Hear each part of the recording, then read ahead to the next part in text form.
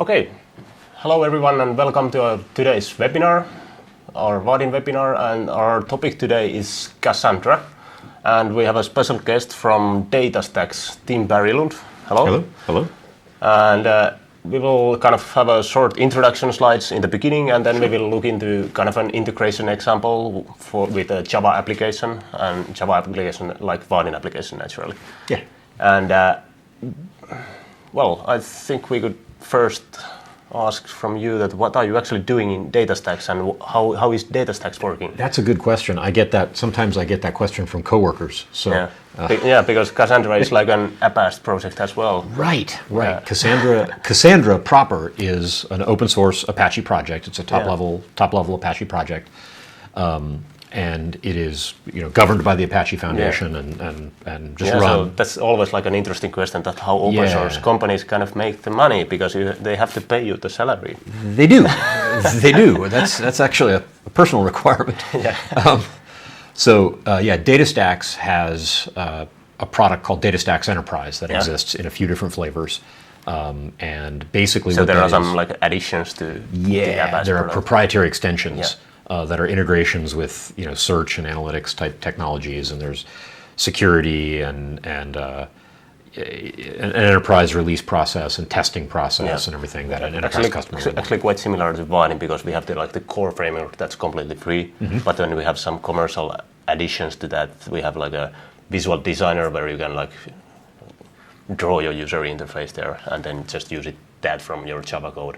Or then we have some like special widgets that you don't need in each and every application, like charting.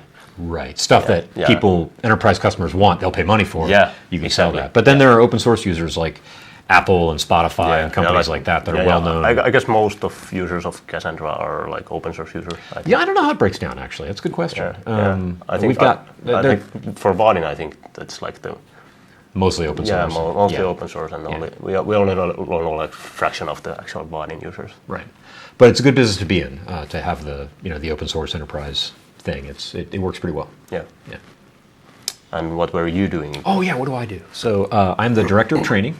I have two teams that report to me. One builds curriculum, so we make the materials that we use to teach our customers how to use our technology. A lot of that is applicable directly to open source Cassandra. Like our exercises might have you install the DataStax distribution, the community edition of our enterprise product, but it's basically covering open source Cassandra. And then we make stuff that's just for the enterprise product. But I have a curriculum team, so they make curriculum. There's a whole story there. It's kind of cool. And I also have a web team. They make DataStax Academy, which is academy.datastax.com. It's a good website if you want to know more about Cassandra. I actually used that, and it was pretty nice video tutorials there on how to get started. Thank you. Yes. So there's, I think we got like 5 courses on there and a bunch of tutorials, and we've also got a video team that I'm building to get better and better at making nice polished online tutorials. Expectations are getting high there these days. I mean, there's all kinds of online videos, so if you're going to do it, you have to do it well. So actually DataStax and Vaadin as a company, they are pretty much the same actually. Very similar. We also have like lots of training, and then we also have some special consulting as well when people. We have a big consulting team that reports up different part of the organization. They help people who are starting with Cassandra.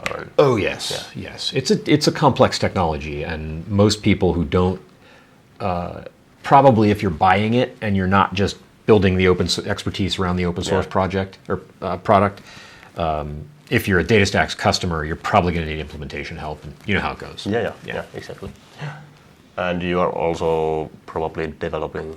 So quite a lot. So you are like the main committers. Absolutely, from DataStax. Exactly. You know the drill. If you plotted a chart of where committers work, you're going to find a suspicious number of committers work for DataStax. Exactly. It's the place to go.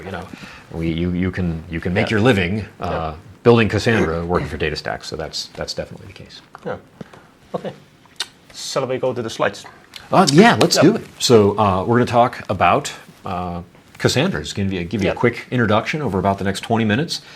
I just kind of want to frame what Cassandra is. You need to know how to think about it, what kind of a database it is.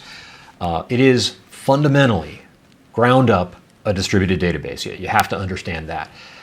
it is solving for the big data problem.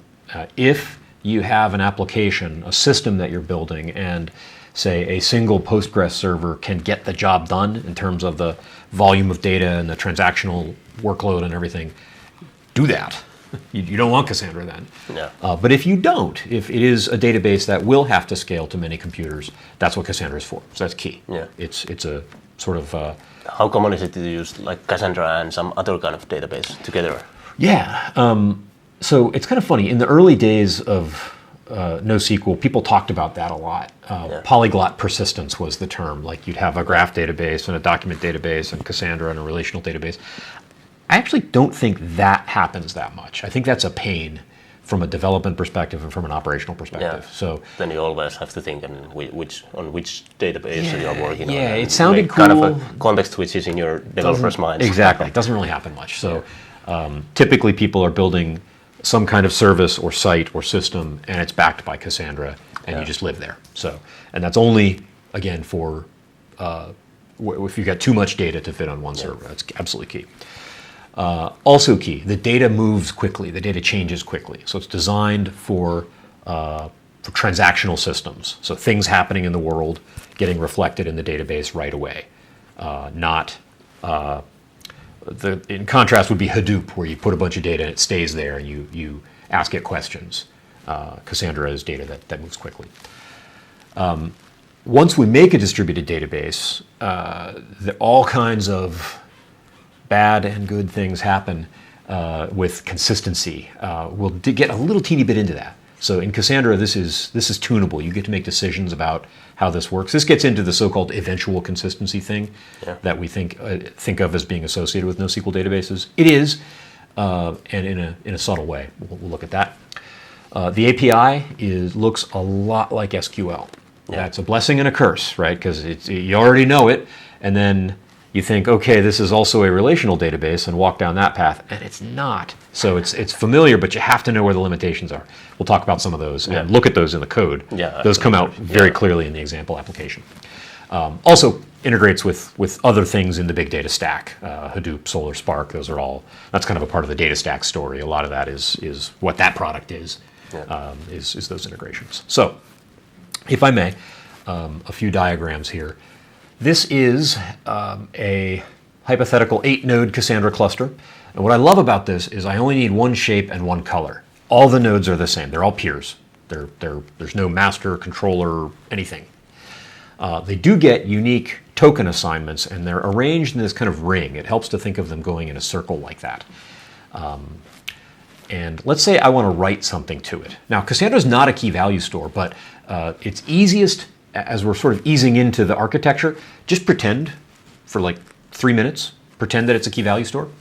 And this makes a lot more sense. And I'll tell the truth later. We'll get rid of the key value store thing. But this is the key value pair. The key is name, the value is Tim. That's me. What we do is we hash that key, run it through some hashing function, and that tells us where in the cluster to write it to. So that hash was greater than 2,000 and less than 4,000, so we wrote it to that 4,000 node. This is called consistent hashing. This thing I'm describing right here, you could call a distributed hash table. And this pattern pokes its head up all over the place in all the big data technologies. You see this kind of thing going on. So you just hash the key, and that tells you what node you'll write it to. Reading, same thing. I say, well, I want to read this key. I'll hash it. Hey, where did I put 3D97? Oh, yeah, that was on node 4000, and I can grab that key out of there. Now, what's cool about this is I can change the composition of the cluster. I've got 8 nodes here, but maybe next week I need 14 nodes to handle my workload. I can do that, and again, when I come back to the cluster, I just have to say, where is 3D97 in the arrangement of those token IDs? And it'll be on that server. Now, and of course I can read that other thing. A few other scenarios put a little bit of meat on the bones of the distributed hash table thing. Replication. Clearly, we would not just want to write to one node. Computers are going to go down. I mean, you've got hundreds of nodes in the cluster. Things are going to break all the time. So the simple way to think about this, we've got this very simple single data center cluster that I'm showing you here. And you just make copies of that. You put it, say, on the next 2 nodes. That's all. And then you're replicated and you could lose one of those. But again, like I said, that's awesome. That solves the problem of what if something breaks. But I've made trouble for myself now. Like, what if one of those nodes is down? Or what if when I go to read later on, the nodes don't agree? I have to start answering questions like that, which gets us into this tunable consistency thing that I was talking about before. If you read casually about distributed databases or the so-called NoSQL databases, you might have it in your mind that they are eventually consistent. And the answer to the question, is Cassandra eventually consistent? The answer is maybe. So let's look at how it deals with consistency. Say I've got some client machine out here. That's an important part of the picture, and your application is going to be being that client later on. And it wants to write to key 14C7. I just made that up because it actually makes the animation work well. So we're just going to write to that key. Now, the Java driver here, assuming we're doing Java, is aware of all the nodes out here. It knows all 8 nodes are out there, and it'll just say round robin around the cluster. And it'll randomly say, out of my connection pool, I'm going to pick node A1000. A1000 has a job to do right now. Now, this isn't that A1000 is permanently the coordinator or anything like that, but right now it's coordinating. So every node can be coordinating all the time. It's going to take that right, and it's going to say, well, 14C7, based on what Tim said a minute ago, that should go to 2000, right? Well, we're replicating, so also 4000, also 6000. It's that coordinator node that does that work. Yeah. And here, I guess this is like a client machine that can connect to any of the nodes. Any of the nodes, exactly. Yeah. So the client, and there's a whole story about how the Java driver works at a low level that we won't get into today, but basically over JMX, it's asking just one node to say, hey, what are all the other nodes in the cluster? Yeah. So you don't have to manage that in the client. You just say, well, pick one of these 3 addresses and try to connect to one. Seed node. It's called a seed node, yeah. Or it's called a contact point in the driver API. But go there and tell me about the rest of the cluster. And so as the cluster changes, the Java driver keeps up to date with it. You don't need to configure your application. Yeah, that would be a total nightmare. And it's already a pain to configure address of database server, right? Yeah. That's the same. That's no more, no less a pain here. So Cassandra is managing all that for you. And I just randomly picked A1000 again because the diagram worked out. It could be anybody. So, what if 4000 is down? What if 2000 and 4000 are down? Can we tell the client that the write was successful? All these questions come up. And without going into too much detail, basically the client gets to pick. The client gets to say, I need to make sure a majority of these work. Or I'm okay if just one of them works. Okay, so you can configure it per query basis, that how efficient the query is. Per query basis, yep. Yeah. And the trade-off there, if the fewer nodes I need, like if it's just one, that's going to be a faster write. Yeah. I'm done. If I have to wait for several of them, I'll have to wait longer on average. But if I always require a majority when I write and read, it's actually a strongly consistent database. It's as consistent as a relational database. Yeah. A lot of people run it in the one mode because it's fast, and they can deal with eventual consistency. Yeah. But it's tunable. So same thing on read. The client will come in and ask the coordinator. It'll pick a coordinator, and you'll get these values back. And what matters here is I put a timestamp in there. Suddenly that matters because sometimes, this is the happy path, all 3 of those nodes agreed, and the client specified, it could have said, hey, I just need the first one, or I need all of them to report. You still have that tunable consistency thing there that you get to do. But the interesting case is when they don't agree, right? Like A1000 has a timestamp of today, and C1000 has a timestamp of yesterday. What do you do there? Well, this is a state called inconsistency, or we also call this entropy in the cluster. And this happens. This will always happen in a running cluster. Some nodes will get out of date, and there are various mechanisms that Cassandra puts into place to fix that. Some of them are automatic if you configure them to be automatic, and one of them is manual, where you'll, as a maintenance operation, once a week, you'll go through and you say, okay, go get everything straightened out and make sure everything's up to date and you don't have any entropy in any of your tables. And again, the number of nodes that need to succeed when I write and when I read, tunable per query. So I'm able to make decisions, trade-offs between latency and yeah. Okay, that's Cassandra as a distributed system. Let me tell you a little bit about Cassandra as a data model, and then when I'm done with that, I'm going to circle back to the ring again and tell you the full truth, since we just told the key value pair lie.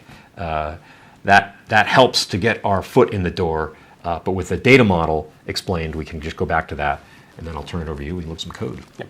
All right. So here is a table in CQL. CQL is the Cassandra query language. Sometimes I just like to call it SQL, to be a troll. It's the NoSQL database with SQL as a query language. And you can see it looks extremely familiar, and it's designed to look familiar. As I said before, that's good, but it's a trap if you say, oh, this is SQL, I'll treat it like a relational database. It's not, because, for example, it will never do a join. Cassandra will not do a join in the database. For all practical purposes at present, you can't index other columns in the database. Like, say, you have a user ID and an email address. Can't index them both and expect that to work efficiently. So there are limitations, all of them there to support scalability. Yeah. So you are making the trade-offs, but getting a really good performance because of that. Yes, you are making the trade-off, and you make that trade-off with relational databases. You just make it a piece at a time as you scale. You know, your system is successful, and you have to start backing off on all these things you did. You kind of die the death of 1,000 cuts. Cassandra's just saying, you have to change the let's just do it. Yeah. So let me walk you through this real quick. There are a few key things that I want to point out. Now, that column right there, and this, by the way, this is, think of this as a financial fraud detection sort of use case. This is a table that records credit card transactions. I'm traveling now, so it's always a relevant example. The credit card company one. What is he up to? Where is he this year, this week? That column right there, credit card number, we call the partition key. And it's called the partition key because it's the first column in the primary key definition. Partition key, remember that. That next column is called a clustering column. It's the second column in the primary key definition. There's a little more to this story. There's ways we can build the key that are more complex, but just take these two columns, partition key and clustering column.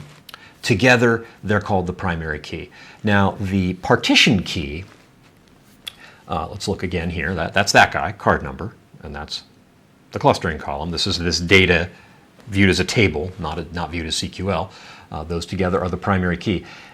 Any rows that have the same partition key value are in what we call a partition. A partition is always stored on one node. So those two rows you see there on the slide are guaranteed to be node local. They'll always be together. You can have even potentially thousands of rows together in one partition. There are some size limits, but it could be that many. You see, scroll down here, the cards ending in 6027, those are a partition. Looks like that guy just has one row in it. That's fine. You don't have to have multiple partitions. But the partition key does that. The clustering column orders the rows inside that partition. So that lets us do some clever things with data modeling and have a number of queries that we can do that are performant. But the idea here is that we can't put all these rows on one computer. You have to use that partition key as a way of figuring out which node you're writing the data to. So kind of last step here in our Cassandra introduction, I initially said, let's pretend it's a key value store. Let's undo that now. The thing we're actually storing on nodes is, if you think of them just as rows. So this row here, that's a credit card number, 5444, blah, blah, blah, 8389, and then kind of transaction details. We take the partition key, the credit card number, and run it through a hash function.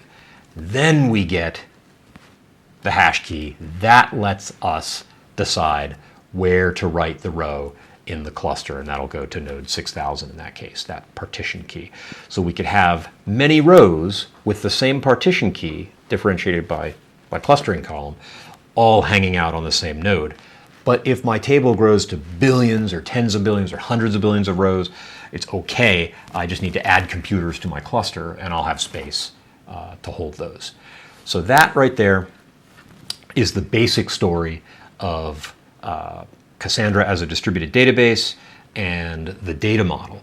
Now, there are some consequences to the data model. Like I said, we don't get to index things, we don't get to do joins, and that kind of hurts when you first get into things.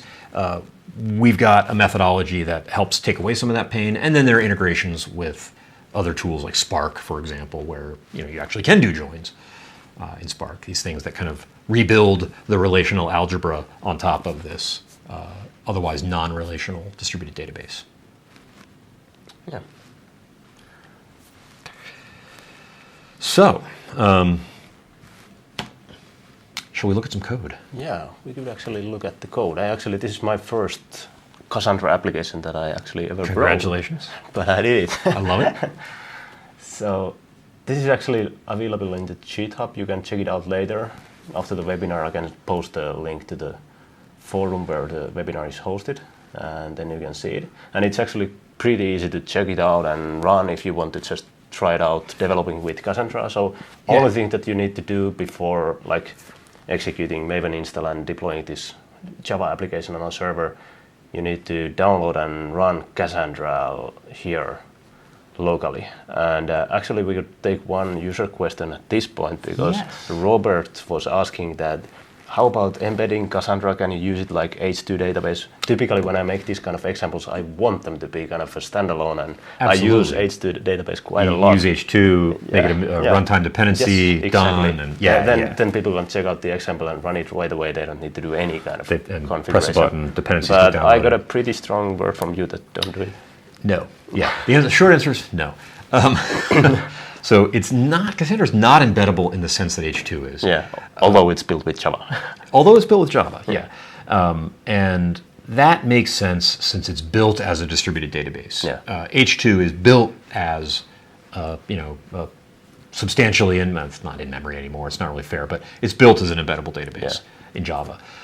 So Cassandra is designed as this heavier weight distributed database, I will say, but there is a nice tool called CCM, and it's on github.com/PCManus, PCManus/CCM. Yeah, you can actually show that address maybe. Yeah. Here, let me github.com/PCManus/CCM. And right there. Or you could just Google CCM Cassandra, you'll get there. And actually internally, the release engineering team at DataStax uses this. This is a way to make kind of a Cassandra cluster in a can. Okay. And I, in fact, maybe somebody will challenge me and say, with CCM you can embed. I don't quite want to say it's embeddable like H2, but what you can do is have CCM go download a Cassandra and create a bunch of sort of virtual local clusters and create a little fake 3-node cluster on your machine of Cassandra instances. Yeah. So it's not embeddable in the sense of declaring a dependency and importing the class and everything like that. Yeah, but so you can use CCM to set up a nice test environment. Yeah. Like this kind of example application might maybe Yes. be wise to use that. Or if you're using in production and you want integration tests and you want a Yeah. Cassandra to be there for your integration test, people use it for that. Yeah, I was a bit afraid of kind of running Cassandra in the first place, because there is this, you need to have lots of nodes and everything, but you actually don't. You can just, for the development purposes, it runs really easily actually. One node. So you just download it and run the... Decompress the tarball. I think I just... bin Cassandra-F, something like that. I can actually start the database here. It'll print a bunch of stuff. Yeah, so I will practically just run this Cassandra from bin Binance. Cassandra-F. And if I give the F there, then it's running on the front. In the foreground, so you see then I can just, if I stop developing Cassandra example or some real application, then I can just click Ctrl-C and it stops. Exactly. Yeah. And there are default directories where it's putting all your data and everything. So if you need to blow those away, you can. But don't be intimidated. You can just spin one up. Yeah. In this example, I actually used Spring Data. Yeah. But you have been Java developer before you. Absolutely. Yeah. Yes. So how would you kind of build your Java application or Vaadin application? Right. I guess if I were doing it fresh, I would need to play around with the current state of everything. Yeah. My default go-to position is just the Java driver. Yeah. The Java driver has simple object mapping in it. It's a very, very lightweight ORM layer. Yeah. I would say if you are using Spring, it probably makes sense to use Spring Data. If you're not using Spring, you should not think, oh no, I need to use Spring Data. You don't. It's a very good way to do this demo, and it's a great framework, and if you're using it, use it. But otherwise, just the Java driver works pretty well. And there's another interesting open source framework called Achilles. And I'll just leave you Google Achilles Java Cassandra, something like that. You'll get to the GitHub repo. It's a colleague of mine, Dwi Haidon, in Paris, has built. It's something like Spring Data, but it's standalone and open source. Yeah. Just another comment on that. We tend to think when we're doing Java and a database, I need an ORM. I need something there to help. The way Cassandra data models work out, the value of a heavyweight ORM is less. Because you don't need that naturally. You don't have all this joining going on. Because it just you doesn't don't work have that the way. relations there. You don't. Yeah. So that's why actually like mapping is much more easier. It works. And it's much faster. If you launch up like this kind of Java application with a Spring Data JPA, then it takes always something like 8 to 9 seconds maybe to practically what Hibernate does when it boots up. It runs those. There just isn't that much to do. Yeah. It's a lightweight object. All you really need. Yeah, this example actually starts I think in 3 or 4 seconds, and most of that is going like the Spring Core boot. Right. So, which is pretty fast. Yeah. It's a fast machine. Yeah. So, what it actually means in Spring Data, that then practically you will have this more like this mapping object. There's my Pojo. So, So if you would be using the raw driver mechanism, then you wouldn't need any of these annotations. But these annotations are only needed for Spring Data Cassandra support. So Spring Data Cassandra is kind of using these hints, these annotations as a hint to how to build a repository. So it's practically a repository pattern library, Spring Data. So practically you only need to introduce then this Cassandra repository interface, and you will automatically get quite a lot of methods. They are inherited from this Cassandra repository and its super interfaces. And then you have like a save method there, delete method, find all. I have actually just overridden the find all method here to just return plain list for the simplicity of this example. We'll assume a small Cassandra database with a find all method. That wouldn't be very wise in a larger environment if you have like millions of those. You will never have a find all. Maybe for a small customer repository, but not at least for those credit cards. If you have exactly. Then you would just need the iterator there and take the amount of data that you actually need. Exactly. Or I want to point. Could you go back to your customer class? I want to point out something that you did. That is excellent. That primary key is a string, and notice that he is making it a UUID. So this sometimes looks painful to people who first come into the Cassandra world, because like me as a relational developer, I want my surrogate key to be a long integer. I want it to be auto-incrementing. I don't ever want to think about it. Give me a new one. Tell me what the ID is. If you think about that, you can't do that in a distributed database. There's no one to tell you what the next ID is. So this is what you do. The ID is a UUID, and clients creating new records create new UUIDs, just like that. Yeah, so it's practically never there is no collisions at all. Yeah, I think the probability of a collision is lower than the probability of us getting killed by a meteorite right now. So, and we seem relatively unconcerned about that. So. Yeah.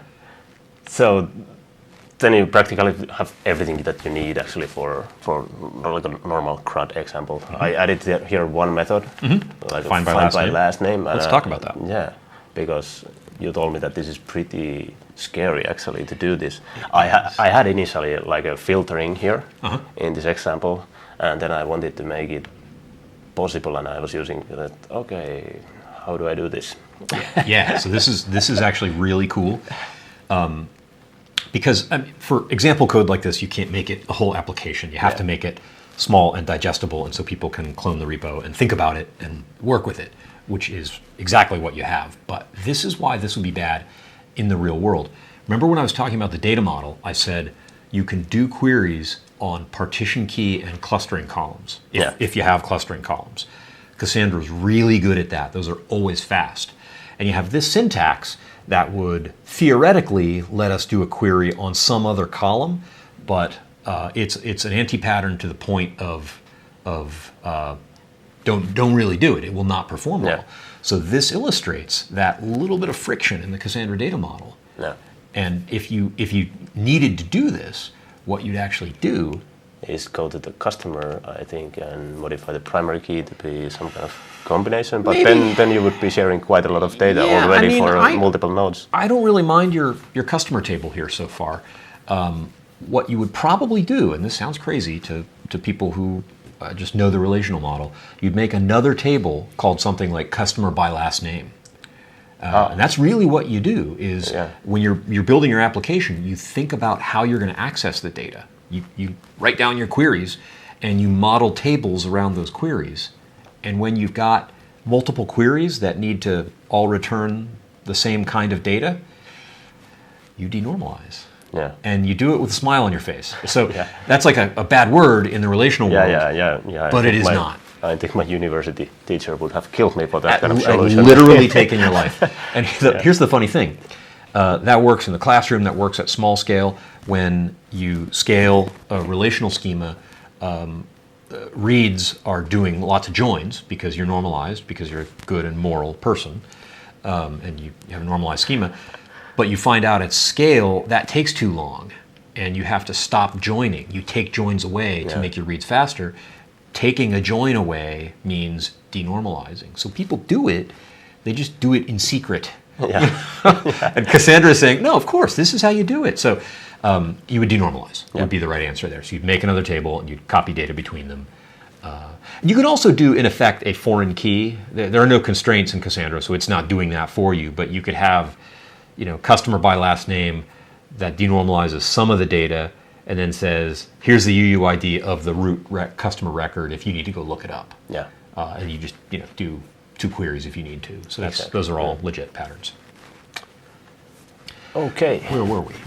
I think we were looking at the customer repository, but I think we pretty much finished this one. Yes. And then we could actually first look at the raw data access in this application. I'm using actually Spring Boot here, so I practically started this application. I can actually show it running right away. Excellent.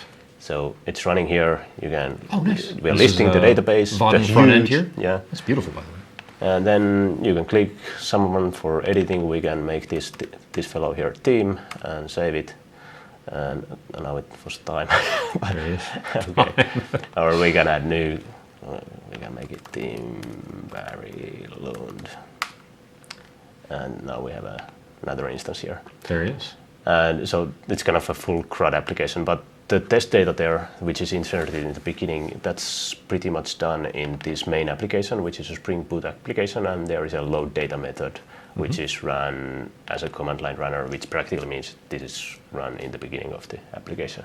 Got it. So we could maybe look into this code a bit. Yes.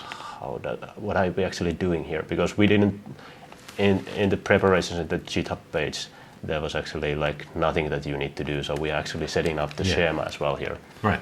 In this example. I'm not sure if this is a good habit. It's probably not, because you are not typically initializing in the application stuff. So you have the cluster running there already, but right, and that wouldn't be any different than in a relational database. So if you were demonstrating something with a relational database and making a demo program like this, you would do this. Exactly.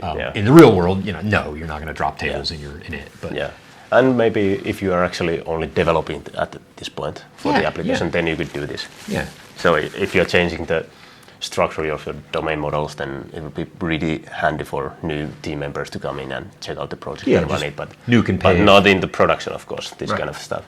So practically, we'll just initially drop the table, execute this. So this is practically the Java driver session. That's right. That's basically. So this is like the low-level Java driver usage here that I'm doing. Right. Spring Data is built on top of. Yeah, the but you can like get Java driver. Yeah. So And that Spring native Data session is, object is that thing, so you can then go run, like execute is a method on the session, the session interface in the Java driver, Exactly. like you're showing here. So And also Spring Data Cassandra support. It's using this Pojo mapping from Java driver. from the object mapper. Great. So, Okay. Hey, so there is just some additional data that's added there. Springifies it. Yeah. Yeah. And then I'm actually using this Spring template. So this is like a JDBC template for relational databases. They have similar template system for Cassandra, so it's pretty nice actually to write this. You don't get to here. be a thing in Spring Yeah, without having a template class. Yeah, exactly. So it's much actually nicer to kind of autocomplete this. This was very easy for me because I didn't remember, I didn't need to go back to the documentation all the time. And how would you actually write this as a SQL? Yeah, it's all the interface typed and fluent, and the NetBeans knows it, and exactly. beautiful. So you're defining that schema that we saw before in the Pojo. Yeah. A table called customer ID first name last name. Yep. And then we can actually forget about that because I removed that feature. There you go. Good. And We'll push that to the repo later. yeah. And then I'm actually using the mapping part. So I'm creating some test data. So I'm inserting Jack here. And I'm just creating the Pojo and then using the Cassandra Spring template and use it to insert it. You can also insert it with a low-level session. Okay. And those customer objects are creating their own IDs, like we saw in your code. You make a new UID. Yeah, so the ID is done in the JVM. Yes. Yeah, exactly. Yes. And then we are actually inserting like more data there, more customers. And then I'm actually showing here, because you wanted to use this low-level Cassandra DataStax driver, then you can actually go and insert these queries. Straight away. Yep. Yep. And also select from it. And as a result, you will get result set. This is the native class from DataStax driver. And get one and read it. But I'm practically never suggesting this kind of application development with Java. So you definitely want to do the object-oriented way. You do, and it's kind of funny because especially because it's so easy. Right. Yeah, we make it easy. This is kind of the raw JDBC looking way. Yeah. And on the one hand, when I tell people about the Cassandra Java driver, I say, well, the interface, the API is a lot like JDBC. And then, the next thought is, well, nobody actually really uses that, right? I mean, you did it once and now you forget. So this is that way, and it's good to know that you can get that low level if you need to. Right? Yeah. It's super easy to understand. Yeah. It feels pedantic, step by step by step, but man, there's nothing complicated there. Yeah. It's really clear stuff. So, but of course, on line 89 there, you're inserting. The template again. I think what I liked with this Spring Data approach is that I have been using Spring Data a lot with relational databases, and now I can use this exactly same methods there because they are practically the same libraries. So if you go with a Cassandra, I think there was no example now to insert from the session directly with the object mapping. Yeah, there is no, but I think the method was something else than save. Okay. It was insert, I think. Yeah. But if you go with the repository pattern, then the method name is save, and you could actually pretty easily swap between like a relational backend. Right. And then I'm doing just some find all and stuff like that. So that's not that interesting actually, but you can do that, and it's actually executing here in the beginning when I start the application.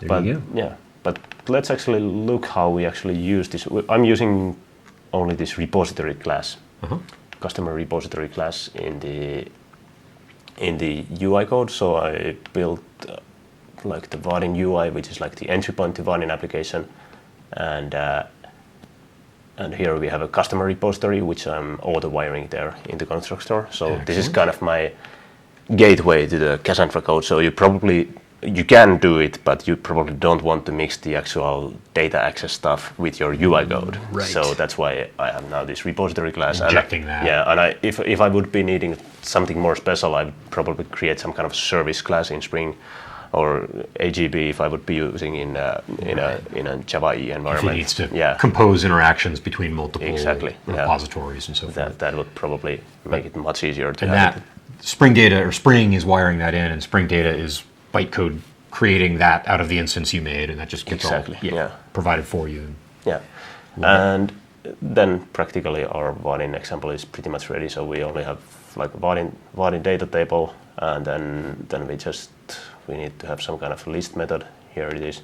So we practically just access the repository, find the beans, and assign them there. And that's how we get this listing.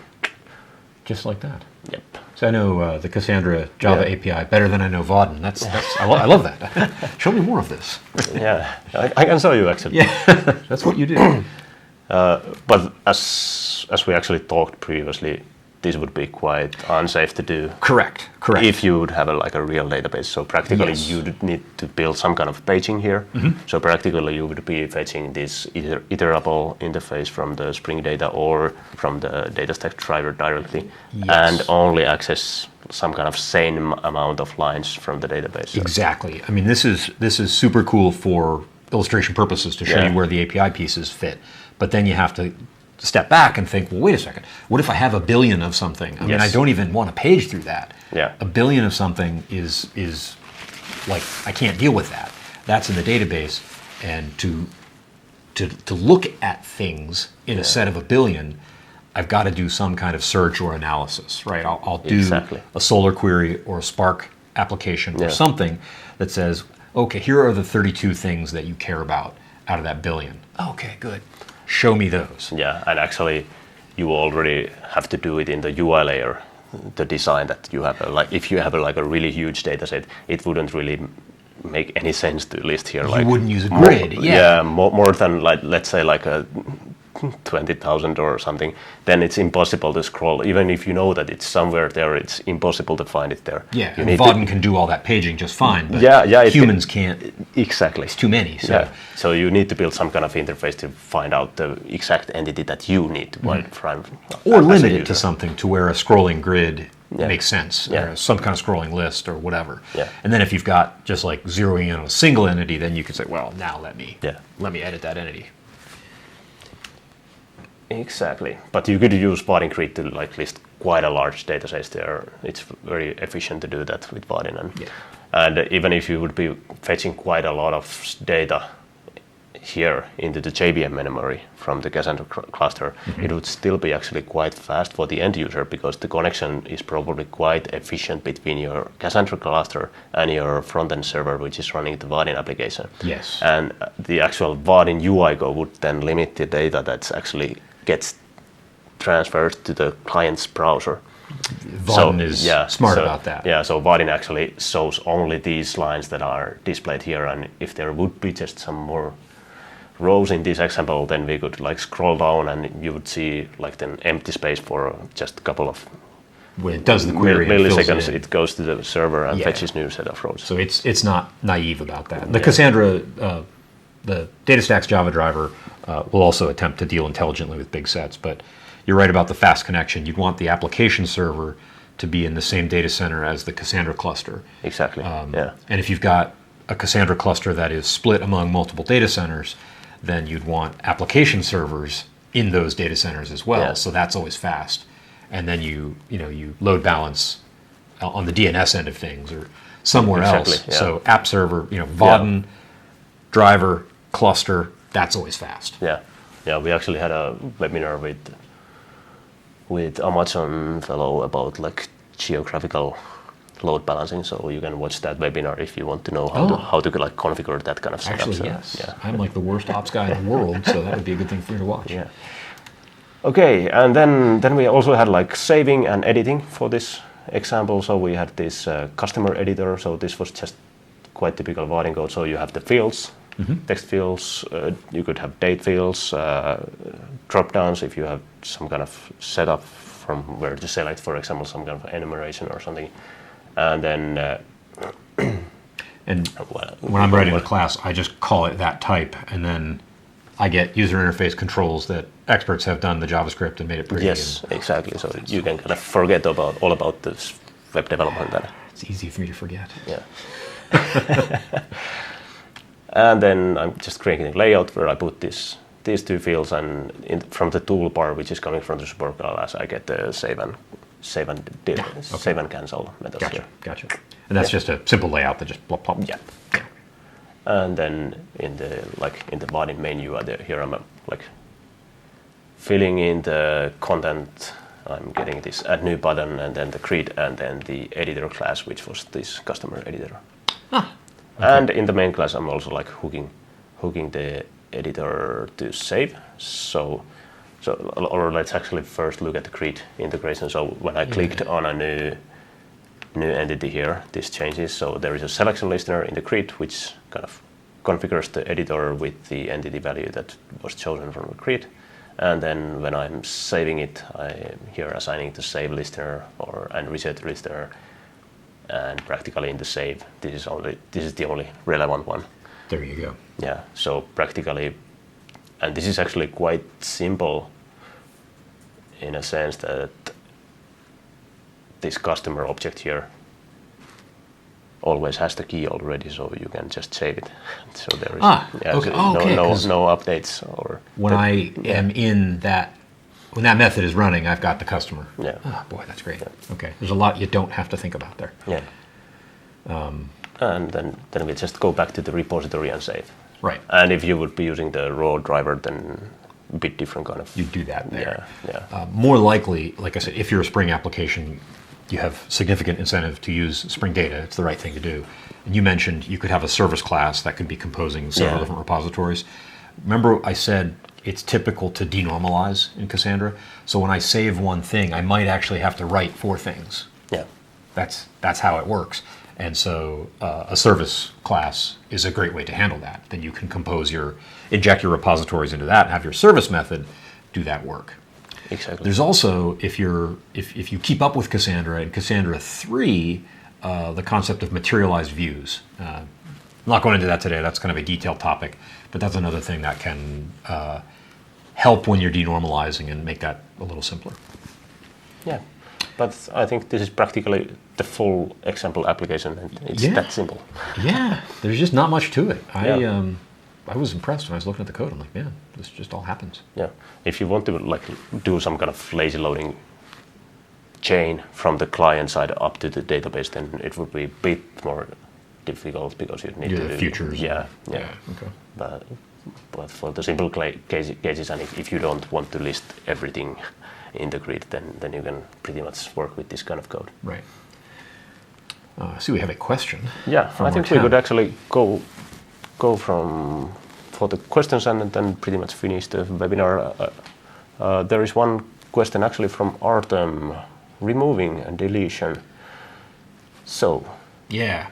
Removing and deletion of entities in Cassandra. So imagine from the Vaadin perspective, we'd have a delete button, or you'd do something where you say, I want to make this thing go away. I think that would be really simple. I just need to live code editor, set delete handler, because the form cluster I'm using, it's very easy. Customer. And then I would call here editor repository. Repository delete customer. Exactly. Oh, that's amazing. And that would be pretty. And that's going to issue a CQL delete statement to the cluster. Now, inside Cassandra, this story gets complex, and I will give you the short version. So what happens is the row that we want to delete. Let's say we're deleting a row. In the Cassandra storage engine on each node, we didn't talk anything about that, but there's a kind of a policy inside the storage engine that Cassandra will not do a read, modify, write. In other words, it doesn't go find something on disk and change it and write it back, read it, change it, write it back. Never does that. And that is part of what accounts for its write performance. Cassandra has always been able to write faster than it can read, which is unusual for a database. Yeah. Right? That's hard to do. So that's because it's always sequential writes, and the stuff it writes on disk is immutable. So when it writes a data file, it will never change that data file. Then there's this compaction process you use to clean up old stuff. And like I said, big long story. But when we run the delete handler here, call repo delete customer, that will issue a CQL delete statement to the cluster, and that will mark that row with something called a tombstone. So deleting in Cassandra is really writing. You write a new marker that says, if anybody goes looking for this row, pretend it's not here. It's deleted. And then as a maintenance operation, some number of days later, there'll be a compaction that will see that tombstone thing, and it'll say, well, this has been around for a few days. I'm just going to let it drop off the edge of the world. Yeah. And that's the 60-second version. There is about an hour-long version of all the details there. We'll go with lightweight here. Yeah. Yeah, so deleting it, it's fascinating because the entropy repair thing, where I was talking about this node has an old version and this node has a new version. If you didn't have tombstones working the way they do, you'd never be able to delete anything. You delete and another node would go, oh wait, let me put that back. Yeah. And that's not good. So yeah. so it's a neat process. Kind of because of the architecture, actually deleting becomes quite difficult. Yeah. Deleting is actually writing, and then a week later it's deleting. So. Yeah, but luckily in our example it was pretty easy. So if we click There on you go. Tim and we click this delete button, that which And Tim is gone. gone. That's right. And all the tombstoning happened, and we didn't even know. Yeah. Okay. I think we are pretty much ready. We can post some getting started links to the forum that we created. Excellent. We can post this Vaadin example there. So if Java developers want to try it out, and then Post a link to DataStax Academy if anybody wants Yes, more detailed exactly. Cassandra stuff. There are some short intro videos, Yeah. and then there are hours-long things if you really want to go deep. yeah, I can at least suggest to take the introduction. That was really nice. Yeah, thank you. Okay, All right, thank you. thank you. Bye.